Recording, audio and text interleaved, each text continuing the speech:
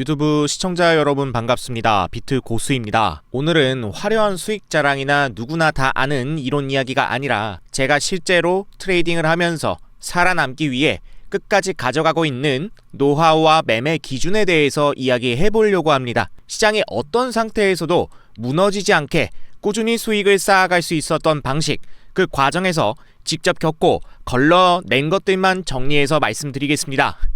2010년대까지만 해도 나름 통했던 매매 방식들은 바이러스 등 대유행 기간을 거치면서 그 패러다임이 많이 변해왔습니다. 지금 시장이 그전 같지 않다고 느끼는 분들, 이전 방식이 더 이상 통하지 않는다 판단되신다면 오늘 영상 분명 도움이 되실 겁니다. 저는 2010년 트레이딩에 처음 입문했습니다. 처음 시장에 발을 들였던 당시에는 국내 주식시장을 기반으로 매매를 시작했습니다. 당시에는 단타와 스윙을 가리지 않고 수없이 많은 매매를 반복하면서 대부분의 시간을 시장의 흐름과 그에 따른 사람들의 반응을 관찰하는 데 활용했습니다. 꼭 특정 자산에 국한됐다기보다는 당시 접근하기 쉬웠던 시장을 기반으로 가격이 움직이는 구조와 심리가 어떻게 형성되는지 집중적으로 경험해 왔다고 보는 것이 맞을 것 같습니다. 지금 돌아보면 이 시기는 매매 기법을 쌓았다기보단 시장에서 살아남기 위한 기초 체력을 쌓아온 시간이라고 생각합니다. 오랜 시간 시장을 지켜보면서 자연스럽게 깨닫게 된 것이 있습니다. 그것은 바로 사람들이 반복하는 실수와 패턴은 시장이나 자산이 달라져도 거의 변하지 않는다는 점이었습니다. 주식이든 코인이든 해외 선물이든 사람들은 늘 비슷한 구간에서 욕심을 내고 비슷한 구간에 공포에 휘둘립니다. 그 결과는 언제나 차트 위의 흔적으로 남습니다. 기준이 없는 매매는 욕심으로 이어집니다. 어디까지를 내가 실력으로 보고 어디부터를 이 욕심으로 볼 건지 기준을 갖고 있다면 투자가 달라집니다. 단기 매매를 이야기하면은 많은 분들이 먼저 공격적인 전략을 떠올립니다. 예를 들면은 지금 이런 자리에서 고점을 거래량 기반으로 크게 돌파하면 강한 반등이 나오겠죠. 그래서 실제로 보시면 거래량이 터지면서 이런 자리가 나왔을 때 해당 캔들에서 추세의 시작으로 판별하고 매수에 진입하면 어떻게 됩니까? 이후에 흐름을 한번 볼게요. 굉장히 짧은 시간에 큰 수익이 발생합니다. 보시는 것처럼 이게 지금 5분봉인데 우리가 이런 눌림목 자리만 잘 잡아줘도 채 1시간이 되지 않는 시간 동안에 상당한 수익이 발생한다는 걸 알 수 있죠. 이런 매매는 순간적으로 계좌를 빠르게 키워주는 것처럼 보일 수는 있습니다. 그런데 이 단 한 번의 큰 실수, 잘못하게 되면 그동안의 성과를 모두 되돌려 놓는 경우가 많습니다. 예를 들어서 지금 이렇게 상승이 나왔단 말이에요. 그래서 추세 구간을 우리가 잡아가지고 이 자리는 분명히 추세의 하단이니까 매수 진입할 수 있다 이렇게 보고 접근을 해보자고요. 그런데 어떻게 됩니까? 가격은 크게 밀리면서 하락을 해요. 자, 이런 구간에서 우리는 조만간 다시 큰 반등이 나올 거라고 기대를 하고 추매를 하면서 손절을 하지 않아요. 그렇게 되다 보니 결국에 이런 구간에서 반등이 나올 거라고 기대하지만 어떻게 됩니까? 계속해서 가격은 하락을 해요. 버티다가 못해 손절을 할 수밖에 없는 상황이 온다는 거죠. 이때 여러 번 벌어놓은 거 여기서 다 까먹는다 이거예요. 그래서 저는 매매를 접근할 때 항상 얼마를 벌 수 있느냐가 아니라 얼마까지 버틸 수 있느냐를 먼저 생각해 왔습니다. 이 방식이 단기간에 엄청난 돈을 벌게 해주지는 않아도 시장 환경이 바뀌는 순간이 와도 계좌가 유지된다는 거예요. 따라서 시간이 지나면 우상향 확률을 높여줍니다. 그렇다면 자연스럽게 이런 질문이 나오죠. 도대체 어디서 매매를 해야 하냐는 건데요. 이에 대한 결론부터 말씀드리면 대부분의 사람들이 손절하고 포기를 하는 구간이야말로 절호의 찬스가 발생합니다. 사람들이 정말로 중요하게 보던 이 가격대가 무너질 때 기존에 들고 있던 포지션은 정리되고 새로운 방향에 대한 기대가 한쪽으로 쏠리게 됩니다. 이때 시장은 종종 필요 이상으로 보시는 것처럼 한 방향으로 움직입니다. 이 흐름이 어느 정도 정리되고 나면 시장은 다시 가격 균형을 찾으려는 움직임을 보이게 됩니다. 이 과정에서 차분하게 접근할 수 있다면 자산의 종류와 상관없이 상대적으로 유리한 평균 단가를 만들 수 있습니다. 물론 이런 구간에서 매매가 쉬운 건 아니에요. 가격이 불리하게 움직이고 저점을 막 깨려고 하고 위협적인 상황에서 판단을 내려야 하기 때문인데요. 하지만 결국 투자는 방향을 맞추는 싸움이 아니라 내가 얼마나 유리한 위치에서 참여하는지에 대한 싸움이다 라고 말씀드리겠습니다. 이 차이가 시간이 지날수록 수익률의 격차로 이어집니다. 그럼 어떤 분들은 이렇게 물어볼 수 있어요. 자, 이렇게 발생하는 모든 하락이 그러면 매수 기회는 아닐 텐데요. 전부 매수해야 하는 건가요? 라고 물어보겠죠. 그래서 이에 대한 답을 말씀드리면 모든 하락이 기회가 되는 것은 아닙니다. 그래서 지금부터 실제 차트를 보면서 이 기준을 어떻게 구분하는지 구체적으로 살펴보겠습니다. 지금 보시는 차트는 비트코인 5분봉 차트입니다. 여기서 제일 먼저 할 일은 간단합니다. 상승 구간을 먼저 찾아야 되는데 이 상승이 과연 기준으로 삼을 만한 의미 있는 파동인가를 먼저 정해야 돼요. 이게 확실하면 그 다음부터는 쉬워져요. 여기 보이는 상승은 누가 봐도 커다란 상승이죠. 확실히 기준점이 된다는 거예요. 이런 포인트가 되는 반등을 바로 하나의 상승 마디라고 부릅니다. 이 구간을 먼저 찾는 거예요. 그리고 그 다음 단계는 무엇이냐? 변곡점을 찾는 겁니다. 쉽게 말해서 내려오다가 멈추고 다시 올라선 자리, 이런 자리를 찾는 건데요. 이런 데를 눌림목 타점이라고 말하기도 하죠. 이런 자리를 찾아보면 여기가 하나 있고 그 다음에 여기가 있죠. 이런 구간들이 나중에 시장에서 참여하는 투자자들이 대부분 지지로 인식하기 쉬운 구간이죠. 이런 구간이 바로 변곡점입니다. 자, 여기 상승하는 차트가 있습니다. 이후 흐름이 어떻게 펼쳐질까요? 추가 상승이 나올 수도 있고 하락 전환할 수도 있어요. 그리고 이거는 누구도 미리 알 수 없죠. 저는 지금 이런 자리에서 반등할 경우에 대한 고민을 하지 않습니다. 여기서 저는 오직 가격이 내려오는 경우에만 집중해요. 왜 그러느냐? 안전한 타점 진입이 우선이기 때문이에요. 물론 여기서 계속해서 상승을 이어갈 수도 있겠지만 만약에 내려간다고 했을 경우에는 어때요? 지금 이 자리가 저항대 근처고 여기서 내려갈 구간이 굉장히 많단 말이에요. 그렇기 때문에 이 위쪽에서부터 물려서 추매추매 해가지고 가다 보면은 평균 단가가 불리할 수밖에 없습니다. 이런 위험한 매매를 하는 것이 아니라 충분히 눌렸을 때 진입을 하는 평균 단가가 유리한 매매를 한다는 거예요. 이렇게 시야를 좁혀둔다면 관점이 한결 쉬워져요. 왜냐하면 원칙이 딱 하나만 있으면 되기 때문이에요. 기준이 될 만한 하락 파동, 하나의 하락 마디가 나올 때까지 기다린다는 거죠. 만약에 여기서 더 올라간다면 올라가더라도 분명히 충분한 눌림목이 있을 거란 얘기예요. 그렇기 때문에 언제든지 매수에 들어갈 수 있어요. 따라서 아쉬워할 필요가 없다는 겁니다. 자, 그래서 이제 흐름을 한번 살펴보도록 할게요. 가격이 쭉쭉 상승하는 모습이에요. 자, 이렇게 급등이 단기간에 나오게 되니까 운 좋게 여기서 매수한 사람들은 횡재를 했단 말이에요. 단기간에 수익을 봤다는 이 달콤함을 맛보고 익숙해지기 시작하면 문제가 생깁니다. 이후에 차트 흐름을 볼까요? 자, 보시면 추가적으로 반등을 못해요. 횡보를 하죠. 그리고 빠지기 시작합니다. 자, 이런 자리가 나옴에도 불구하고 기존의 상승 추세라던가 아니면은 주요 지지 구간이 있을 거예요. 뭐 예를 들어서 이런 구간, 그 다음에 또 아래쪽에 요런 구간이죠. 이런 구간들을 잡으면서 강한 반등을 봤었단 말이에요. 그렇기 때문에 이런 구간에서 지지를 기대합니다. 어차피 다시 올라올 거야. 왜 그러느냐? 이 앞에 전고점을 강하게 뚫었거든. 더 갈 거야 라는 생각으로 이렇게 조정이 나올 때마다 조금씩 매수를 투입한다는 거예요. 자, 이런 방식이요. 이런 구간마다 매수를 하는 게 겉으로 보면은 안전한 분할 매수처럼 보이지만 비중이 쌓이면 쌓일수록 평균 단가를 내리려면 더 많은 투자를 해야 하죠. 따라서 실제로는 평균 단가가 불리해지는 경우가 더 많습니다. 이렇게 되면 이 손절 기준은 점점 멀어질 수밖에 없어요. 버티고 싶거든요. 그리고 기대할 수 있는 기대 상승폭이 감소할 수밖에 없습니다.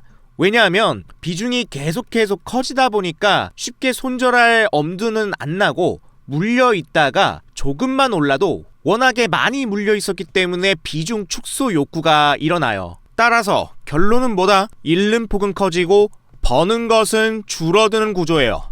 물론 이러다가 크게 반등이 나올 수도 있겠죠. 실제로 흐름을 한번 살펴볼게요. 자, 이런 구간에서 버텼어요. 어찌저찌 버티다 보니까 결국에는 크게 반등이 나오죠. 자, 이런 데서 추매해가지고 버티다가 겨우겨우 나올 수 있어요. 그리고 비중이 커졌기 때문에 수익도 상당히 커졌을 거란 말이에요. 하지만 이런 식으로 한두 번 운으로 넘길 수는 있지만 반복이 되면 어떻게 될까요? 한번 제대로 큰 손실이 나면 계좌가 회복하기 어려워진다는 거예요. 그래서 이런 데서 매매하지 말고, 매수 들어가지 말고, 제가 강조하는 방식은 뭐다? 상승 마디의 기준선이 무너진 다음에 매수를 고려하라 라는 거예요. 자, 그럼 상승 마디 찾아보죠. 자, 이때로 다시 돌아가 보도록 하겠습니다. 자, 다시 이 구간부터 살펴보도록 할게요. 여기서 상승 마디는 어디입니까? 이 구간과 이 구간 두 군데가 되겠죠. 자, 이 아래쪽은 제쳐두고 이 상단 상승 마디를 보자 이거예요. 이 상승 마디의 시작 최저점, 자, 이 자리부터 최고점까지 이렇게 박스권으로 범위를 씌워볼게요.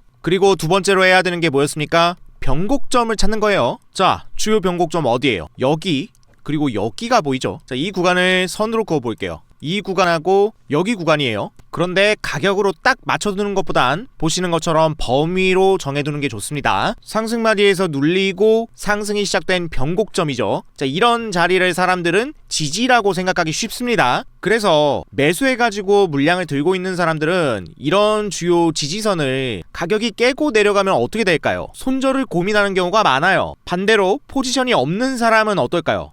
만약에 이 지지가 깨졌습니다. 주요 지지인데 깨버렸다면 추가 하락을 기대하겠죠. 따라서 공매도 포지션, 숏 포지션으로 따라붙게 된다는 것이죠. 그래서 이 주요 구간들은 주문이 집중되기 때문에 거래대금이 크게 몰립니다. 거래대금을 전문용어로 유동성이라고 부릅니다. 그리고 이 돈이 몰린 자리를 시장은 그냥 지나치지 않고 반드시 갭을 채우고 간다는 얘기예요. 그럼 한번 흐름을 살펴보죠. 가격이 이제 내려오죠. 내려와가지고 이 기준선을 깼습니다. 자, 깨고 내려갔을 때부터 우리는 매수를 고려해야 한다는 거예요. 남들은 여기서부터 사서 추가 매수를 하고 있을 때 우리는 어디서부터 매수를 시작하자? 여기부터 시작하자. 이게 제가 말하는 분할 매수 대응의 시작 구간입니다. 그런데 주의해야 할 점이 있어요. 그것은 바로 지지선을 깨자마자 올인하면 안 된다는 것입니다. 분할 매수를 해야 되는 거고요. 자, 그래서 두 구간의 지지가 있으니까 1차 매수가 들어가고 나서 자, 이 구간마저도 깨진단 말이에요.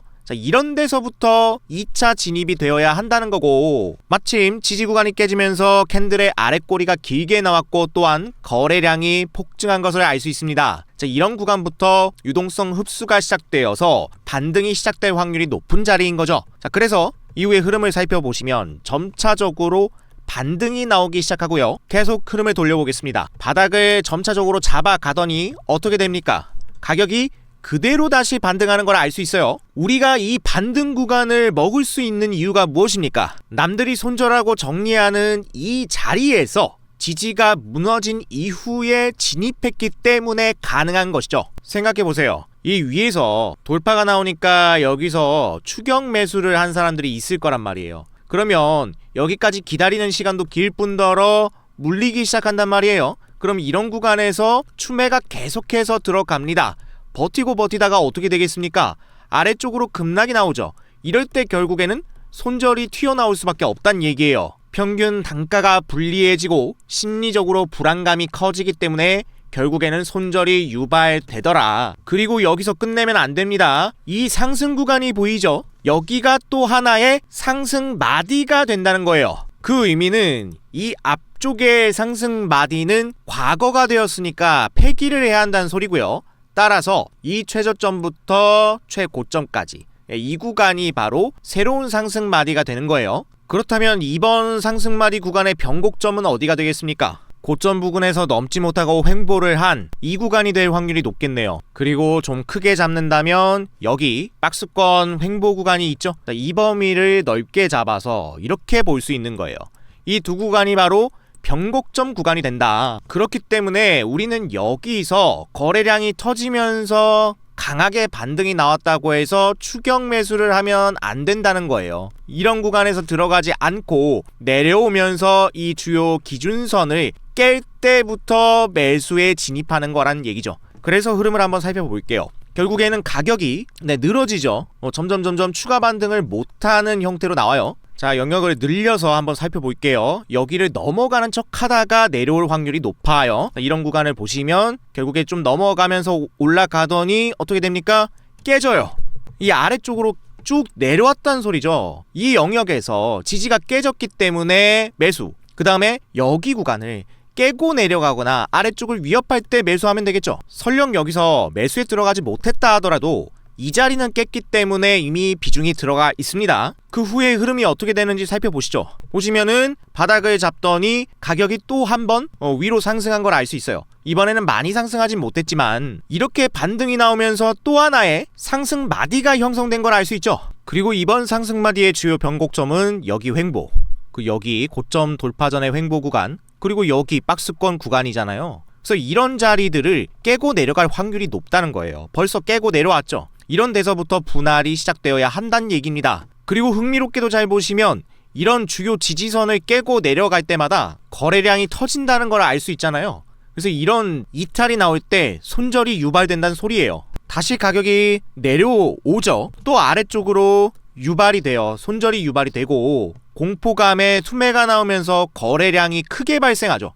자, 이런 자리부터는 반등할 확률이 높은 거예요. 우리가 설령 이 저점을 이탈하는 걸 못 봤다 하더라도 이미 변곡점 두 구간에서 매수 진입이 되었기 때문에 평균 단가가 유리하고 반등을 또 한 번 먹을 수 있다라는 얘기죠. 그런데 아직 여기를 제대로 넘지 못했으니까 흐름을 살펴볼게요. 아래를 깰 수도 있거든요. 이런 자리에서 자, 밑으로 깨졌어요. 보세요. 이렇게 아래쪽으로 깨졌죠. 이런 식으로 평균 단가를 우리가 유리하게 잡는다면 이후에 어떻게 될까요? 자, 볼게요. 가격이 계속해서 버텨주고 있는데 이러다가 급등이 나오는 게 확인되죠. 보세요. 이런 식으로 어마어마한 급등 시세가 발생한다는 거예요. 많은 사람들이 여기서 추격 매수하고 추가 매수를 하다가 손절이 나와요. 그러고 난 뒤에 애매하게 횡보할 때는 겁나서 못 들어가고 결국에 이렇게 올라가면 뭐라고 하느냐, 방향이 맞았는데 내가 버티지 못했다라고 해요. 이런 운에 맡기는 매매는 더 이상 해서는 안 된다는 의미입니다. 단 주의해야 할 점이 한 가지 있습니다. 주요 이슈나 이벤트가 일어날 경우에는 예외가 발생한다는 건데요. 예를 들어서 보시는 차트는 비트코인 일봉 차트고요. 24년도 트럼프 당선이 확정된 시점에서는 비트코인 전략 비축 기대감으로 급등세가 연출되었는데요. 기대감이 증폭되다 보니 한쪽으로 쏠림 현상이 발생했습니다. 특히 이런 구간은 선물 매매, 공매도 하시는 분들의 실수가 큰데요. 주요 하단 자리부터 상단 자리까지, 자, 이 구간이 하나의 상승 마디란 말이에요. 그런데 공매도는 가격이 돌파될 때 손절을 해야 되죠. 따라서 공매도 포지션이 여기에 굉장히 많았을 거란 걸 알 수 있습니다. 왜냐하면 이때가 2024년 2월이고요. 24년 11월입니다. 거의 9개월가량을 장기간 횡보했기 때문에 이 자리는 굉장히 강력한 저항이었어요. 따라서 여기는 공매도가 상당히 많이 몰렸을 자리입니다. 그런데 이슈로 인해서 이 구간을 이탈하면서 상단 영역을 뚫고 올라갔죠. 많은 공매도 포지션이 손절을 당했을 거예요. 이런 자리를 바로 숏이 유리한 자리라고 생각해서 분할 접근한다면 위험하겠죠. 계속해서 반등하기 때문에. 자, 그리고 상승한 이후에 주요 저점과 고점 자리를 이렇게 이어서 이 구간을 하나의 상승 마디로 보고 기준 구간을 설정했다고 가정합시다. 자, 그리고 나서 25년 2월에 관세 이슈로 인해서 강하게 하락하는 구간이 나오죠. 잘 보세요, 여러분. 자, 이런 구간에서 주요 변곡점인 이 구간과 또 이런 주요 상승 구간들 골라가지고 이런 자리 주요 변곡 구간으로 잡고 지지선이 이탈되면서 자, 여기서 한번 매수, 여기서 한번 매수, 이런 식으로 분할 진입했다고 가정해봐요. 워낙에 관세 이슈가 강하다 보니까 더더욱 밑으로 빠지게 되고 결국에는 손절될 수밖에 없습니다. 이런 시행착오도 발생한다는 거예요. 따라서 주의점을 말씀드리면 상승, 하락 마디의 범위 밖에서 체류하는 시간이 너무 길게 되면 그때는 이슈로 인한 움직임일 수 있기 때문에 보수적으로 운용해야 한다는 사실까지 짚어드리겠습니다. 자, 여러분, 그런데 이렇게 설명드린 매매법에도 문제는 있어요. 지지와 저항을 기반으로 이런 주요 변곡점을 찾아서 구간을 잡는다는 것이 숙달되고 많이 해본 투자자들에게는 어느 정도 가능한 일인데요. 초보분들은 이런 구간을 쉽게 찾기 어려운 것이 현실입니다. 어디부터 어디까지 기준 구간을 설정해야 하는지, 도대체 어떤 지지와 저항 영역을 기준으로 변곡점을 정해야 하는지 실전에서는 빠른 판단이 필수인데 감이 잘 안 오죠. 따라서 지지와 저항의 강도를 눈으로 쉽게 보게 해준다면 이런 문제가 해결될 수 있겠죠. 또한 여기에 더해 거래량과 패턴을 기반으로 한 매매 신호를 한 번에 확인할 수 있게 한다면 매매의 난이도가 많이 낮아질 것입니다.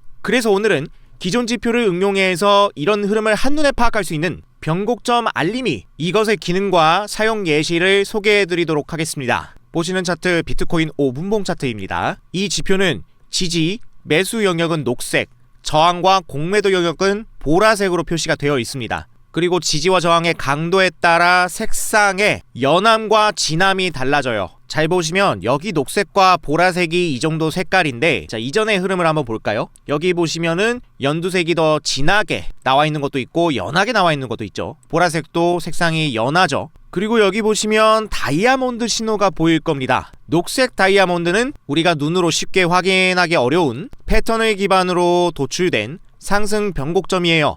많은 사람들이 이 자리를 지지 주요 구간으로 생각한다는 거고, 반대로 여기 보시면 보라색 다이아몬드가 보이는데 여기가 바로 하락 변곡점이 됩니다. 그래서 공매도 투자자들의 경우에는 이 구간을 깨서는 안 되는 구간, 돌파돼선 안 되는 구간으로 인식한다는 얘기예요. 이를 통해서 어떻게 매수 타점에 진입하는지 지금부터 설명드릴게요. 먼저 저점 녹색 박스가 보이고 여기 최상단에 보라색 박스가 보일 겁니다. 이 최저점부터 최고점까지의 영역이 바로 기준 영역이 되고요. 그리고 녹색 다이아몬드, 여기 상승 변곡점 신호가 발생한 걸 확인할 수 있어요. 중요한 것은 여기서 바로 매수에 진입하는 것이 아니고 이 변곡점 신호가 발생한 지점과 이 아래의 지지 영역 있죠. 바로 이 구간들이 알고리즘을 기반으로 도출된 투자자들이 중요하게 생각하는 지지 구간이라는 거예요. 자, 다들 중요하게 생각하는 지지 영역이라면 세력은 일부러 여기를 깰 거예요. 우리는 이 구간이 깨지고 난 이후 흐름에서 매수에 진입하는 것이 포인트입니다. 자, 그래서 흐름을 살펴볼게요.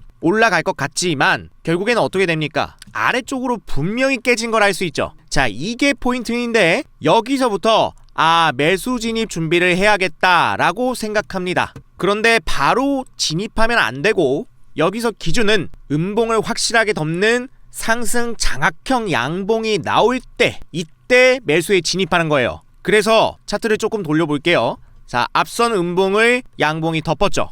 자, 이 자리가 바로 매수 진입 타점이 되는 거고요. 손절은 가까운 최저점에 이렇게 두면 되겠습니다. 자, 그러면 매수했으니까 매도는 어디서 하냐? 여기 보라색 영역 구간에서 무난하게 매도하면 돼요.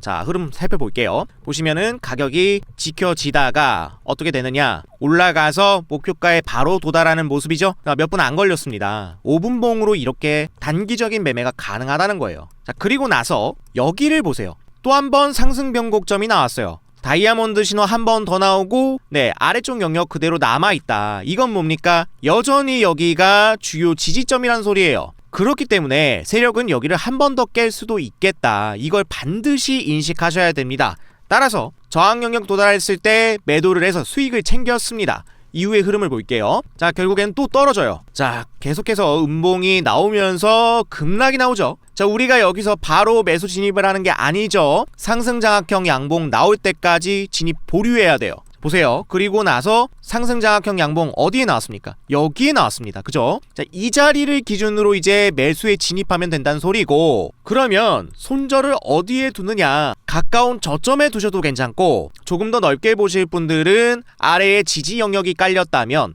이 지지 영역의 하단에 두시는 것도 괜찮습니다. 자, 그러고 나서 흐름을 살펴보세요. 어떻게 되느냐? 결국에는 다시 보라색 상단까지 반등이 나와요. 자, 그리고 여기 보니까 또 하나 녹색 다이아몬드와 아래쪽 지지 영역이 있어요. 자, 이 자리를 또 깰 가능성이 있다는 얘기예요. 자, 그런데 중요한 점이 여기 다이아 구간이 있고 이 아래 범위 구간이 있죠. 두 구간이 둘 다 주요 영역이기 때문에 어떻게 해야 되느냐, 이 다이아몬드 캔들 영역을 이탈할 때가 1차 매수 범위, 그 다음에 여기 하단 지지 영역을 이탈할 때가 2차 매수 범위란 소리예요. 이렇게 항상 분할로 진입하는 습관을 기르셔야 한다라고 말씀을 드릴게요. 자, 그래서 흐름을 살펴보시면 내려오는데 1차적으로 여기 구간을 이탈했죠. 자, 그래서 1차 매수가 확정되고, 그 다음에 2차 자리 여기 이탈까지는 하지 않았어요. 이래도 괜찮습니다.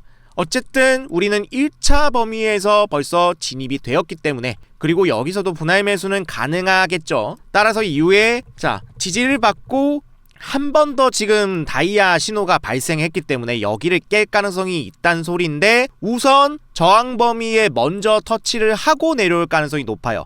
1차만 매수가 되고 매도 구간에 도달합니다. 이런 식으로 보시면 되는 거예요. 정확하죠? 그리고 추가로 반등하는 경향도 있습니다.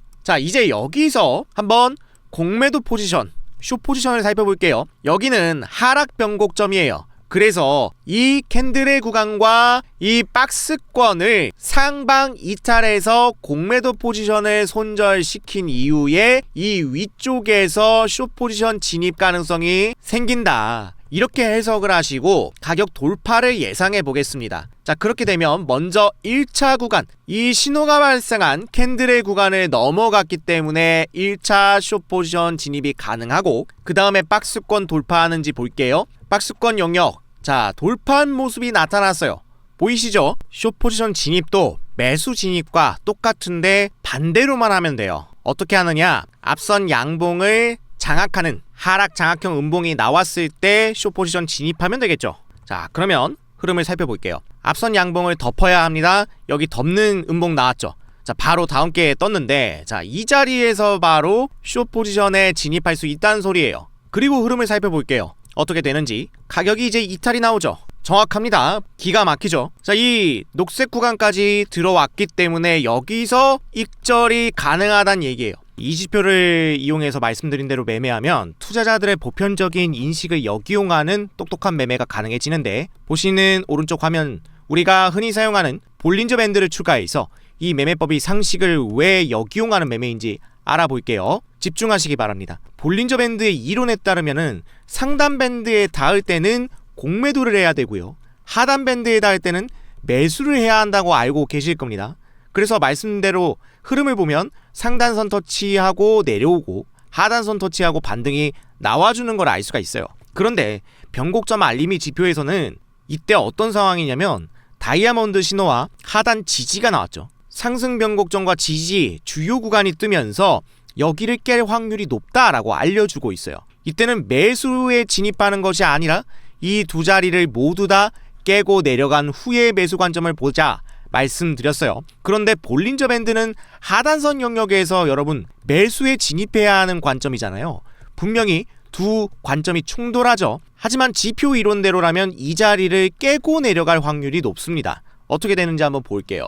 우선 가격이 반등을 한 모습인데요. 반등을 하고 흐름을 강하게 만들죠. 여기까지는 보류를 합니다. 그리고 하락 변곡점과 보라색 저항대가 나왔기 때문에 의도적인 상승 흐름이 나온 걸 알 수 있어요. 그리고 나서 이 양봉을 덮은 장대 음봉이 나왔을 때 숏 포지션에 진입할 수 있겠죠. 같은 구간에서 볼린저 밴드의 근거로 본다면은 상단선 영역에 닿았으니까 여기서 매도 포지션에 진입할 수 있다, 이렇게 볼 수 있어요. 여기까지는 똑같습니다. 그래서 결과적으로 가격이 내려가는 걸 알 수 있는데, 지금 보이시나요? 약간 시간상 차이가 나는 버그가 있다는 점 이해해 주시고요. 여기서 내려가면서 어디까지 목표가를 우리가 설정할 수 있죠? 이 녹색 영역까지 목표 구간을 설정할 수 있는 거 아실 거예요. 공매도는 여기가 기본 익절 구간인데, 이 구간은 볼린저 밴드로 보면 한참 하단선을 뚫고 내려간 자리라는 거죠. 그러니까 지표에서 이미 숏 포지션을 예상하고 이 자리까지 수익 구간을 만들 수 있을 때 이미 볼린저 밴드는 매수 영역인데